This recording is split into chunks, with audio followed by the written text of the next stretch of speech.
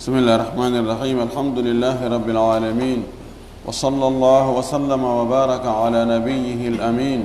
وعلى آله وصحبه ومن تبعهم بإحسان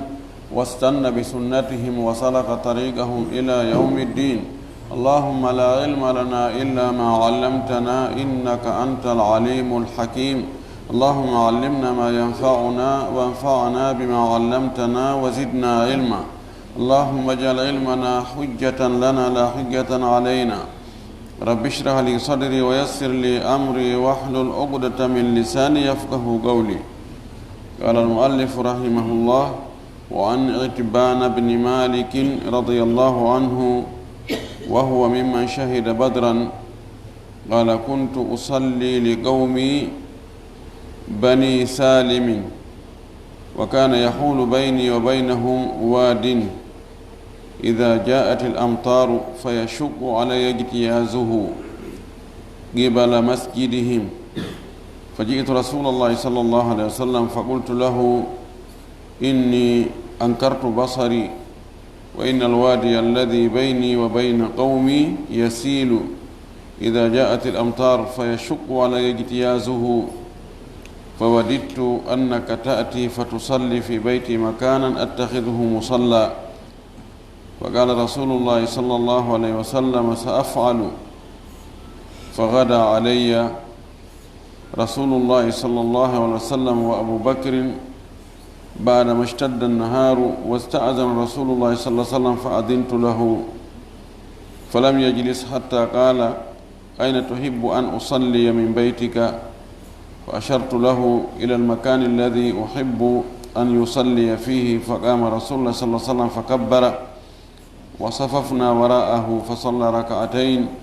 ثم سلم وسلمنا. حين سلم فحبسته على خزيرة تصنع له، فسمع أهل الدار أن رسول الله صلى الله عليه وسلم في بيتي، فثاب رجال منهم حتى كثر الرجال في البيت، فقال رجل: ما فعل مالك لا أراه؟ فقال رجل: ذلك منافق لا يحب الله ورسوله. فقال رسول الله صلى الله عليه وسلم: لا تقل ذلك، ألا تراه قال: لا إله إلا الله يبتغي بذلك وجه الله تعالى؟ فقال: الله ورسوله أعلم، أما نحن فوالله ما نرى وده ولا حديثه إلا إلى المنافقين. فقال رسول الله صلى الله عليه وسلم: فإن الله قد حرم على النار من قال لا إله إلا الله يبتغي بذلك وجه الله. متفق عليه. يتي الله سبحانه وتعالى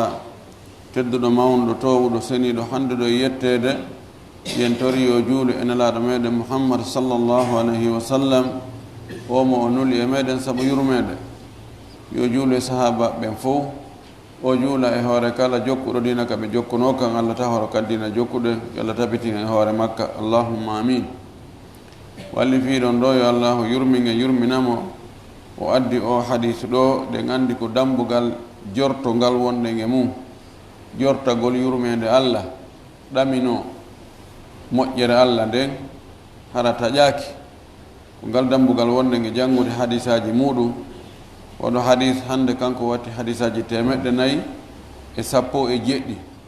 bi deftere nde fuɗɗa jangede ko oɗo wiytoɗo Itban ibn Malik, ko kanko woni ko filli hadis on. muallif on ɗo wi: wa huwa mimman shahida badran, o ko jeyanoɗo e tawaɓe hare nden badiri. ɓe gandi tawaɓe hare nden badiri tawi ko julɓe, ɓen ɗon ko naatoɓe aljanna inchallahu. qala o wi kanko Itban: kuntu usalli li qawmi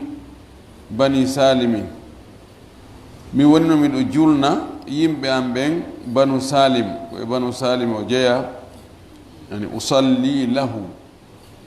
mana miɗo ardoɓe mi julna ɓe. o wi: wa kana woni no yahulu no heeda bayni wa baynahum, hakkude am min e maɓɓe, waadin aynde caangol. ida jaat al amtaru si tawi toɓo ari si tawi ndiyan saaƴi mi wawata lumbugol hakkude an kami woni ɗon hiɓe mi tele gaɗa miɗo tele gaani tawa lumbugol ɗon no mettani mi fita mi wawata fa yashuqqu alayya ijtiyazuhu sattananmi lumbugol nden aynde ɗon qibala masjidi yaratelen ka juulide maɓɓe tawa mi wawata yaade komi obligé juulugol ka suudu am fa ji'tu rasulallahi sallallahu alaihi wasallam fa qultu lahu mi ari kanelaɗo mi innimo inni ankartu basari min gite an ɗe joni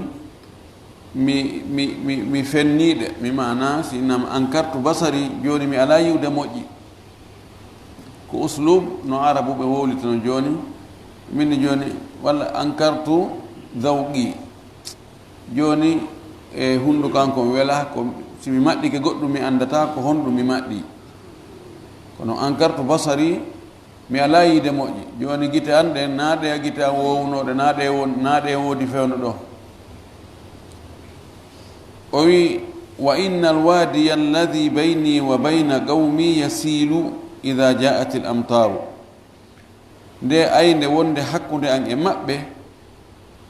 nde ilay ndiyan si tawi ndiyan ɗan saaƴi toɓo ari fa yashuqqu alayhi ijtiyazuhu fewno ɗon hara no sattaninmi taƴitugol ɗon lumbugol ɗon ijtiyaz ko lumbugol kono joni si neɗɗo waɗi examen o feƴƴi ɓeyna ijtaza o yawti o lumboy fa wadittu mi yelike miɗo faala annaka ta'ati wonde annelaɗo ya ar fa tusalli fi bayti juula ka suudu an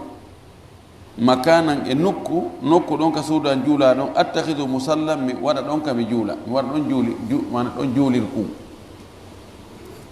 mi waɗa ɗon almajaja miɗo yeli miɗo faala ya arka suudu an juula ɗon e nokkure hara joni ko ɗon tumi juulata si tawi ayne nden heewi caangol ngol heewi tawi mi wawata taƴitude wawata lumbude on tumati hara mi ara mi juula ɗon ko ɗum mi faala fa qala rasulullah sallah sallam sa afal elaɗo maki mi waɗay fa gada alayya rasulullah sallah sallam wa abu bakrin radiallahu anhu bada ma shtadda naharu o wi nelaɗo yahoy bimbi gada dawgol kono kala ka on tigi hay ɓorde bimbi on ɗon ha fana ɗon ko hudu ko dawal kontete nelaɗo e aboubacry ardo e telen bimbi ka an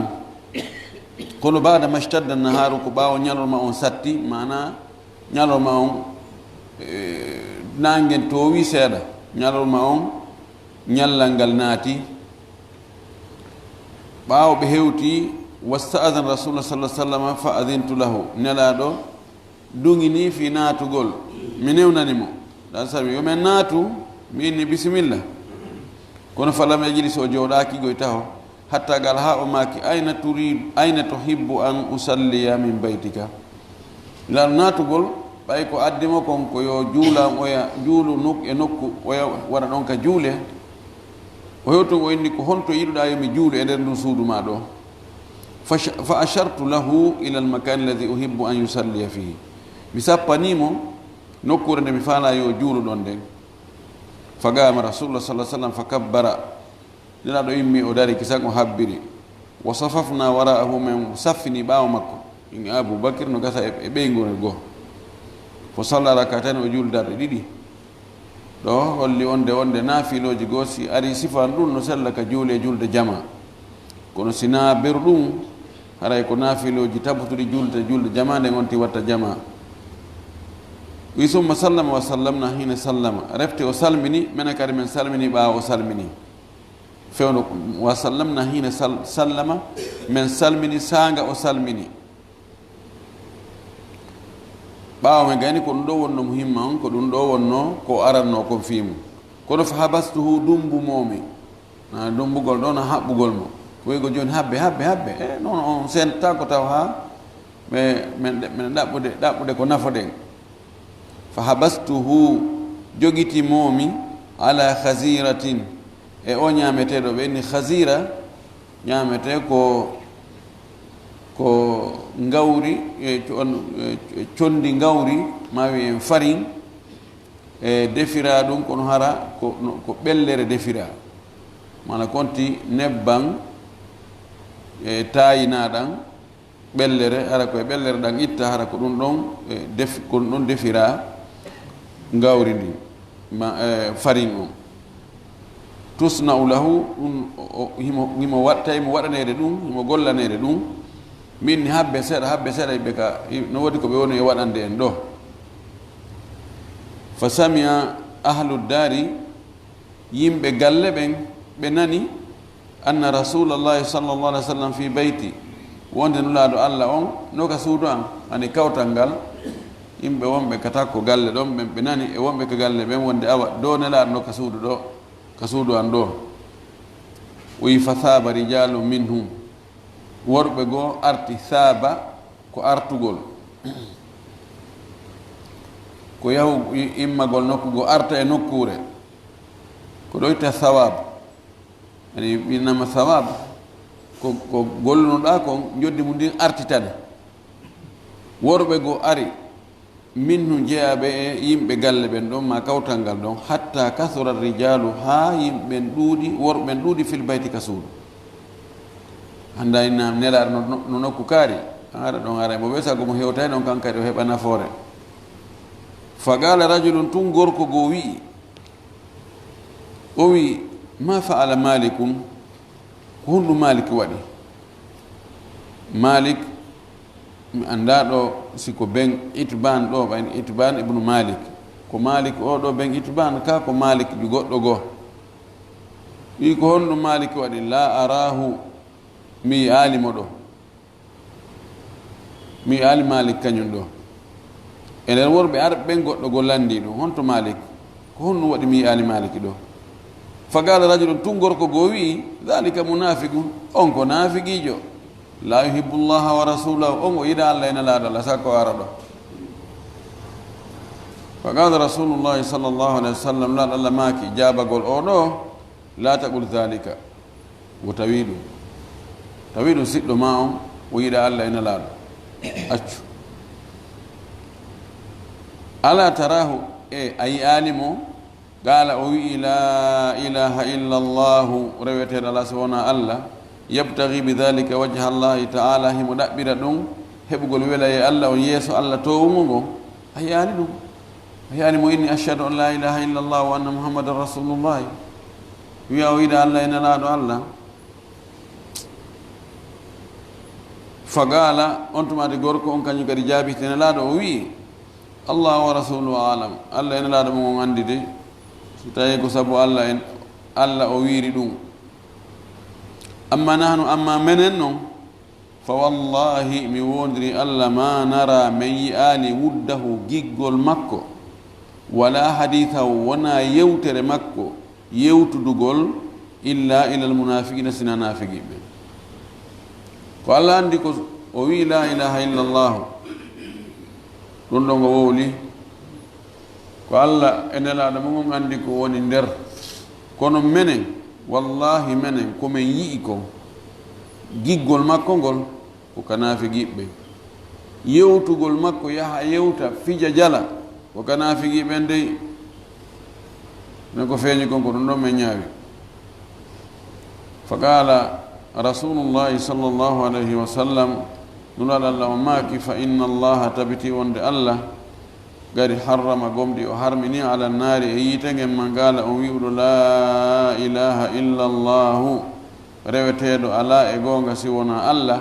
yabtaghi bidhalika tawa himo ɗaɓɓirangol konngol ɗo wolugol ɗum ɗo wajha llahi yeeso allah on towuɗo on muttafaqu aleyh ɗo nelaɗo ma kanalimo ko wiɗa ɗon kon na goonga ɓay ko hunde feeñude maliki oɗo ko ɓe woni e yiide kon kamɓe wondiɓe makko ɓen ko wonde giggol makko ngol wona ka julɓe o naɓirigol ko ka nafiqiɓe yahugol yewta e huwodire goɗɗe goo fija jala on wona julɓe ɓe jeeyi ɗum ko nafiqiɓe jeeyanimo awa nelaɗo jaabi ɗo wonde allah harminani yite ngen wi'uɗo la ilaha illallah kono noon ko tawara la ilaha illallah ko ɗaɓɓira ko yeeso Allah ko fi Allah wowlira tawano laaɓi oɗo firata oɗo ko oyno khalisan min qalbihi tawano laaɓi poska ɓernde makko wona wowlirgol toni ɗin tawa ala ka ɓernde o wiɗo itban bi kasri l ayn almuhmala itban masirgol ayn mo toɓɓaka on li wa iskan atta almusannati fawɓu ma fawga hanno ta waɗade toɓɓe ɗiɗi ɗen waɗamo kowal itban na ituban itban wa ba'daha ba'u muwahhadatun no ɓaawo ta toɓɓe ɗen ɓe ba toɓɓiraɗo toɓɓere wotere ko noon ngol inde makko nden ko noon masirte itban ɓawo gayno o wi wal khasiratu ko wiyete khasira bil kha'i l muhmalati o wiyeton taw ko honno toɓɓirte wal khasiratu bil kha'i l mujamati khasira kha on harano toɓɓa kha toɓɓiraɗo dow mujama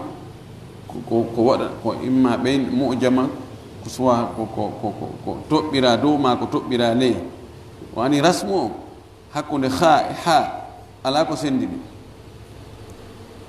joni ka rasmu ha ja rasmu on ko goto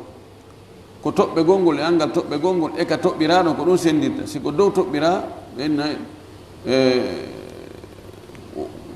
toɓɓirama dow ɓeyna e ha mujama si toɓɓirama ley ɓeyna jim mujama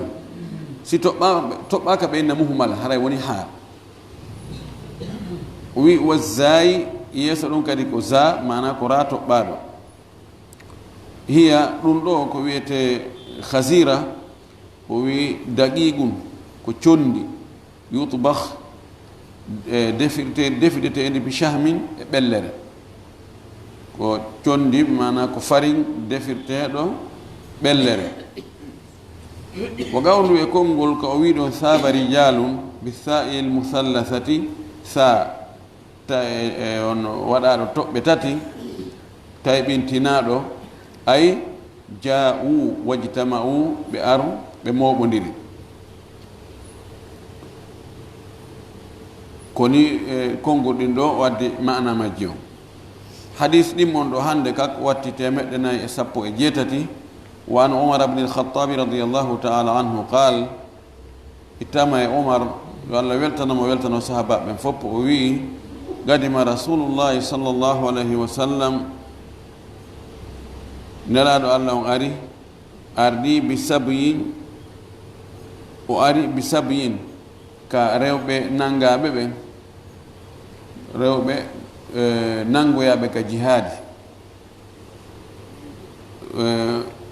sahabaɓe makko ɓe yahi ɓe waɗoyi jihadi ɓe ari tawino e ɓen nangoyaɓe ka jihadi toon sonnaɓe buy fa ida mra'atun tawi yo sonnajo goo min asabyi e ɓe nangaɓe dahaɓe tasa himo yaha emo jinda mo waɗa yaha ara himo o jooɗaki imo yaha doga ɗa ara ɗa ƴaka ko ɓiɗɗo makko woni o yaali mo doga noon ɗaɓɓita on ɓiɗɗo id tum wajada sabiyan fi sabyi oyi boobo e nder ɓe nangaɓe ahadathu o ƴetti on boobo fa alzagathu bi batniha o takkimo ka reedu makko ƴettimo o bakimo ka reedu makko o jogiti fa arda'athu o moyninimo jakan la no wattani ila tum o debbo no jinda no yaha ara no yaha no ara nde wotere o yiyoyi boobo tun o jilimo o takkimo ka reedu makko sorti endugo moynimo fa qala rasulullahi sallllahu alayhi wa sallam nulaɗo allah on maaki atarawna hadihi lmar'ata tarihatan waladaha fi nnar ene on yiyay wonde o sonnajo ɗo o no wawi ƴettude o ɓiɗɗo mum ɗo bugo ka yiite قلنا من إني لا والله he o wallahi o ɗo no yirɗe wono doga ɗaɓɓita o ɓiɗɗo mum ni no maapi no hanɗi no jinda jilomo tun kadi takka kareedu muɗum muyninamo o ɗo haqqille jaɓata ono ƴetta o yi a yiite huɓɓuge ƴetta mo bugomo nder ton fagal laɗo maaki allahu arhamu bi ibadihi min hadihi bi waladiha laaɗo maaki allah no yurme jiyaɓe mum ɓen ɓurata yurmede jiyaɓe mum ɓen idi oɗo ko yurma o ɓiɗɗo makko ɗo ko no aɗa riwaya goɗɗo go yanñuɗo debbo on no doga no fesa no ɗaɓɓita ha ɓay o hayni haccike bobom ruuyi o cifi bobom baki e makko o yeƴi o muynini laaɗo no darde laaɗo moosi e on riwaya ɗon o wi o wi nene no yiɗi ɓiɗɗo o wi enen sikkuɗum o ƴettay o ɓiɗɗo mum ɗo o bugomo yiite huɓɓuge e wi owe oɗo o watta ɗum o wi awa allah no yurma jeyaɓe mum ɓe ɓuri ko oɗo yurma ɓiɗɗo mum on manamum allah ƴettata jiyaɗo muɗum bugo ka yiite ta koye hoore tooñe ko jiyaɗo on jasata yedda allah holla borre needi e angal ɗoftare e tembeteyagal ha tawa moodi himo fodde e waɗede ɗum tawa himo fodde e waɗede ɗum hay enen joni si tawi ay sa andali sabu on ayi golle ɗen tun wonde a ngalɗay so goɗɗo ari ɗo joni o ara o tawa patron jo no jooɗi hoynna o ko relan ɗo 50 000 komi soƴƴira hannde mi ala hay fus miɗo weela ha gila hanki mi ñamali hoyna mi sali tawa noon ko milliardaire jo ñameteji no bona piiji ɗi fof no woodi a yi ɗum ɗon tun on acte ɗon tun on action ɗon tun hay sa suusali patron o wolugol ɗon kono sa yayna he e mbande mi yoruɗo ɓernde ye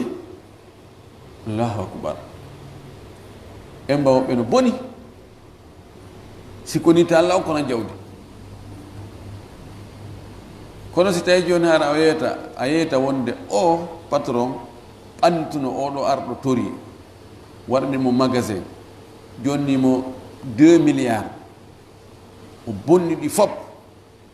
ma o yahi o heɓi ha o gayni o darti o ari o sunni otoje makko ɗen o waɗimo ɗum ɗo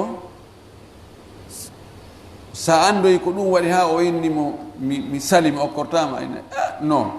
ko oya woni hersata o waɗamo ko waɗimo ko ara ɗo kadi o wiya yo okkormo ɗo goɗɗum non min o ko fotonomo ko sokkogol taw ko ɗum wiyete ida dahara sababu batala al ajab allah subahanahu wa taala ƴetti jiyaɗo muɗum hukkika nder yiite tawde yani feere ala ko ɗum ɗon hani ko kanko ɗaɓɓan ɗum hoore makko sina ɗum allah ko yurmeteɗo ɗum ɗo fof koko waltinta ɓernde jiyaɗo on o anda allah na toñowo allah no mari yurmede yaajude ɗuuɗunde himo marani en nden ɗon yurmede makko ko yurmire en yawmal qiyama so wona mo taw ɗaɓɓitali nde yurmede ɗon few ko wonnon tun woni heɓoytande muttafaqu alayhi hadis on no fotta e sellugol muɗum hadis tamma on ɗo hannde kanko watti 119 وعن أبي هريرة رضي الله عنه إتما أبو هريرة رضي الله عنه قال أماكي قال رسول الله صلى الله عليه وسلم قال الله أماكي لما خلق الله الخلق سانغ الله تجتا غورندين كتب في كتاب ويندي نكور ويندي دفتر فهو عنده nden deftere ɗen no ka makko kanko allah fawgal arshi no ka sengo dow arshi mo wallini ɗon ngol bindol ɗon no ɗon ko honɗum woni ngol bindol ɗon o wi'i inna rahmati tabiti wonde yurmede anden taglibu gadabi no foola tikkere anden allah no windi ɗum ɗon no wengi ka arshi wonde yurmede anden foolay tikkere anden mana ko yurmede anden ɓuri ɗuɗude wa fi riwayatin e fillaygo ari ko ni woni konngol ngol toon ghalabat ghadabi yani inna rahmati ghalabat ghadabi ni ghalabat taglibu ghalabat foolino ɗum ɗon ko fi'lu madi taglibu no foola ɗum ɗon ko fi'lu amre wa fi riwayatin e riwaya goo sabagat ghadabi yurmede anden attinoke tikkere anden wi mi weltoto simi tikka yimɓe ɓen kañum tikkay si weltoyo ɗum ɗon holli wonde yurmede makko nden kanko Allah no yaaji no ɓuri ko o tikkata kon no ɓuri ko o lettata kon muttafaqun alayhi hadis on ko fottaɗo e sellugol muɗum yentori Allah subahana taala yo Allah okkore yurmede makko nden Allah yo mutin en e nder yurmede makko nden o danda en tikkere makko nden wa akhiru da'wana alhamdulillahi rabbil alamin wa sallallahu wa sallam wa baraka ala nabiyyihi al amin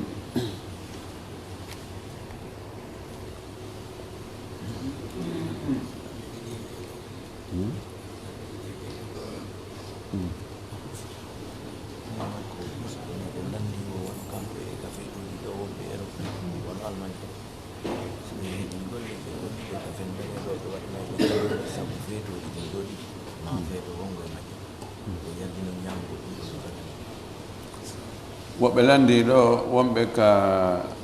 leyɗe portoɓe wono tentiri wono kamɓe wonɓe alman ɓe ni e nder golleji maɓɓe ɗin kaɓe gollata toon e ɗi feetoji maɓɓe arayɗi ɗo 24 et 31 ma goɗɗo e feetoji ɗin ɓe waɗnayɓe cadeauji ɓe okkorayɓe si haray no dagi kaɓe jaɓa konko ɓe okkori ɓe ɗon sabu ɗin feetoji maɓɓe neɗɗo mo wona julɗo si okkori julɗo tawi ko julɗo on dagi ñaamugol himo andi kadi ko feeñanimo konko o yaf no faggitori ɗum ɗon kono dagori no dagi nelaaɗo e heferɓe okkorimo piiji o huutori amma ko tawata koko yowodiri e diina maɓɓe kam feetoji maɓɓe yowodirɗi humodirɗi e diina maɓɓe kam wona feeto fi indépendant maɓɓe wona feeto fi ɓe fooli e hareji maɓɓe wona feeto fi ɓe moƴƴini piiji ngalawji kadi fof ɓe waɗata ɗum feeto siko ɗin feetoji ɗon si ɓe waɗa okkori on tigi no wawi ñamde kono feeto tawa ko fi diina symbole diina maɓɓe kam ɗum ɗo julɗo hana ñamude ɗum ɗo ko waɗi so jaɓi ɗum mana o weltori wayi wastayhara hi mo qirriti ka diina maɓɓe ka ɓe woni e muɗum ka ellala e muɗum ka ko diina moƴƴuka si tawi no wonti andi so jaɓaɗi ɗum ɗon no gasa ka ɗum waɗanoyimo ella e golle makko ɗen ka ɗum keranimo probléme e golle makko ɗen yo jaɓu imma o ƴetta ɗum o jonnoya goɗɗo goo ɗimmojo maɓɓe harana fewno feeto gonɗon kadi taw jonnomi fewno feeto gonɗon oya welto inna ha mi oɗo mi tañini tun oɗo tawtime a yaali o waɗanilan kado ka feeto meɗen ɗo acca ha feƴƴita o jonna ma o jonnoya julɓe miskinɓe kono ara wiyetaki ɓe ko onno heɓori woni o rentagol ngol wara on rentagol ngol ko taw on tigi ƴettu ɗum ɗon o ñaama yo ƴettu waɗa ko minni ɗo ko o billahi tawfiq dimmal ngal ko mo mawɓe mo Fouta ari hoɗi kimbiya kono ɓe hoɗiɗi e jeeyaɓe ɗum noon kamɓe ko ɗon ɓe jantori noon jiwo noon faala o yeygotori wono ɓentoraɓe sikki noon kamɓe koye nder jeeyaɓe ɓe ko jeeyi kanko o toroyaɓe jiw on ɓen sikki kanko e mawɓe makko ɓen koye nder jiyaɓe ɓen ɓe jeeyaɓe ɓeni ƴokkataɓe joni noon kanko etike noon no ɓe ummitorana e jiyaɓe ɓen ɓe jeeyaɓe kono joni e jiwo on no haɓɓite kanko kadi o joom mbaymo kanko kadi maɓɓe on jiwo jombata o ko holɗum o gasta wadde ɗon haɗa l'islam tawana joni o ardu e jiyaɓe kono kanko nayi maɓɓe o jeeya i mawɓe kamɓe kono kamɓe toroyi ɗon no sikka ko kamɓe woni jiyaɓe kamɓe fof koɓe jeeyaɓe kamɓe hoddi kamɓe oɗo wo ko mawɓe maɓɓe iwi Fouta ɓe ari ɓe hoɗi kindiya ɗo joni kamɓe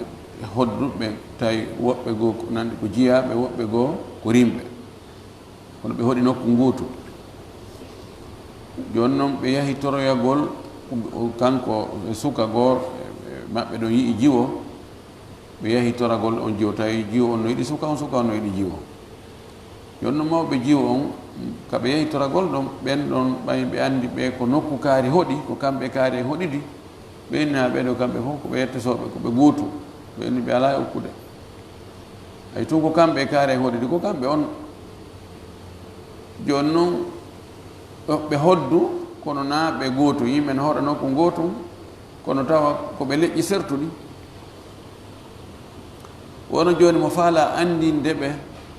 wonde haray kanko on o hoddu e maɓɓe kono o jeeydaka e maɓɓe ka ƴiiƴan ma o jeeydaka e maɓɓe telen ka njiyan kaagal honno o gerdata haa ɓe hoolo ɗum mi annda de honno o gerdata haa ɓe hoolo yo ndaaru ɓe o tañƴini ɓeeɗo si yewtiiɓe ɓe hooloto hiɓe teddini ɓen ɗon hiɓe hooli ɓen ɗon o ena yaha e yetan ɗon mi ɓeedey awa menen geygol amen asko amen ko nokku kaari men wi ko men min ko kaari woni ɓen am ɓen kadi ko kaari woni ɓen mum ɓenen ko nokku kaari ɓe iwno ko miside kaarire ko ni e ni ɓe sifanoɓe haa no gasa ɓe hoolo ɗon ɗon on technique ɗon enen anndi ɗum ɗon puisque kanko anndi ɓe hoddi toon ɓen e ɓe hoddi ɓen jogi ɓe influence e maɓɓe kamɓe mawɓe jiwon ɓen ko ɓen o rewrata ma o huɗanoɓe billahi wallahi min wona ka yettesoɓe to mi jeeyade min ko ka yette bariɓe mi jeeya ay to so tawi allah waɗi ɓe jaɓi ɓe hooliki fabiha woni wasina ɗum o ndaara ɓe o anndi ɓen ɗon no hooli alhaali makko on geygol makko ngol o ƴamira ɓen ɗon torki allah yo allah waɗamo ko ɓuri moƴƴande mo wo so tawi ko jombugol ɗon jew ko on ɓuri moƴƴande mo allah waɗamo newende muɗum siko aksu muɗum yo ɗaɓɓamo kam moƴƴande mo wo wa akhiru dawana alhamdulillahi rabbil alamin